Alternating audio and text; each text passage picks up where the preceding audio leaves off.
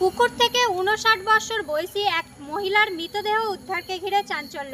নমস্কার, আমি পিয়ালি, আপনারা দেখছেন হেডলাইন্স টুডে। জানা গিয়েছে আজ বৈকাল 4টে নাগাদ জগৎবল্লভপুরের ইসলামপুর এলাকায় একটি পুকুর থেকে এক মহিলার মৃতদেহ ভাসতে থাকে এলাকার বাসিন্দারা। তারপরেই এলাকায় ব্যাপক চাঞ্চল্য ছড়িয়ে পড়ে। পরে স্থানীয় মানুষজন জগৎবল্লভপুর থানায় খবর দেয়। ঘটনাস্থলে পৌঁছায় জগৎবল্লভপুর থানার পুলিশ।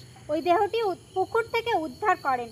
স্থানীয় সূত্রে জানা গিয়েছে ওই পুকুর থেকে প্রায় 1 কিলোমিটার দূরত্বে একটি গ্রামের মানসিক ভারসাম্যহীন এক মহিলা গত 2 দিন ধরে নিখোঁজ ছিলেন। এই ঘটনার খবর পেয়ে ওই মানসিক ভারসাম্যহীন মহিলার পরিবার ঘটনাস্থলে পৌঁছায় এবং তারা দাবি করেন ওই দেহটি তাদের পরিবারের নিখোঁজ হয়ে যাওয়া ওই মহিলার দেহ। নাম মমতাজ বেগম। পরিবার সূত্রে জানা যাচ্ছে ওই মহিলা মানসিক ভারসাম্যহীন ছিলেন, এছাড়াও অন্ধ ছিলেন, যার কারণেই এই দুর্ঘটনা বলে মনে করছেন মৃতের পরিবার। এছাড়াও ওই পরিবারের তরফ থেকে গত 2 দিন আগে জগৎবল্লভপুর থানায় একটি মিসিং ডায়েরিও করা হয়।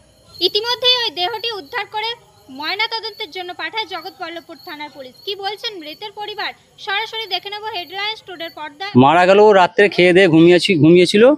তো খাওয়া দাওয়া দেওয়ার পরে নিজের রুমে গিয়ে ঘুমিয়ে গেছে। তারপরে সকালবেলা আমরা দেখি যে ঘরে নেই। তারপরে এদিক ওদিক খোঁজাখুঁজি করি। হ্যাঁ, আমি ছিলাম, বাবা ছিল। হ্যাঁ,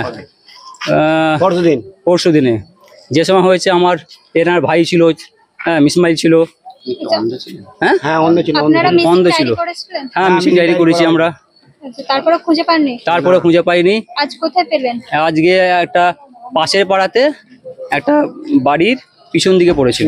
কি মনে করছেন কিভাবে মারা গেল? অ্যাকচুয়ালি এনার তো মাথার ডিফেক্ট ছিল।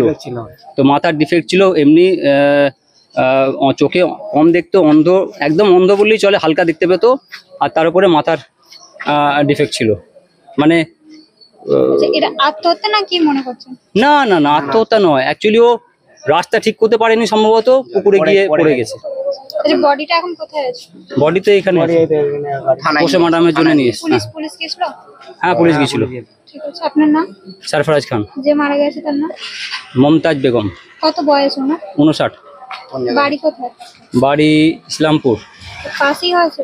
হ্যাঁ, পাশে একটা পাড়া ছেড়ে।